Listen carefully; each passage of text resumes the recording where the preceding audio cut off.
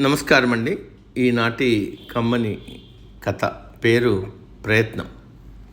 వినిపిస్తున్నది మీ విజయభాస్కర్.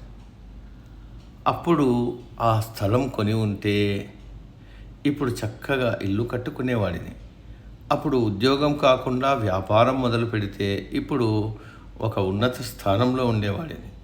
అప్పుడు ఆ అమ్మాయిని పెళ్లి చేసుకుని ఉంటే, అప్పుడే అమెరికాకు వెళ్ళి ఉంటే, అప్పుడే అలా చేసి ఉంటే ఇప్పుడు ఇలా కాకుండా ఇంకోలా ఉండేవాడిని అని చాలామంది అప్పుడప్పుడు అంటూ ఉంటారు. ఈ అప్పుడులు అనేవి వారు కన్న పగటి కలలు కావు. అవి వారి ఆశలు, ఆకాంక్షలు, స్వప్నాలు.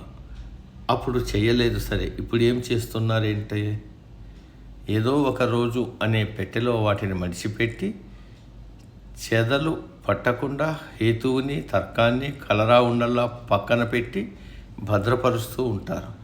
దాని గురించి మరిచిపోయిన వాళ్ళు అలాగే మిగిలిపోతారు. దాని గురించి ఆలోచిస్తూ అవకాశాలను చేజిక్కించుకున్నవారు అప్పుడు అలా అని ఎప్పుడు మాట్లాడరు.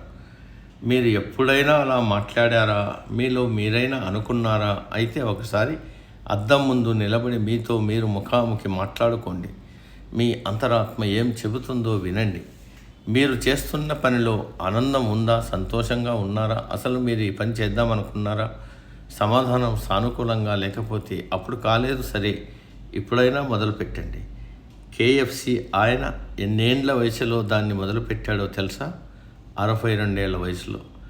ఎన్నిసార్లు ఓడిపోయాక కేఎఫ్సి ప్రారంభించాడో ఎప్పుడైనా విన్నారా?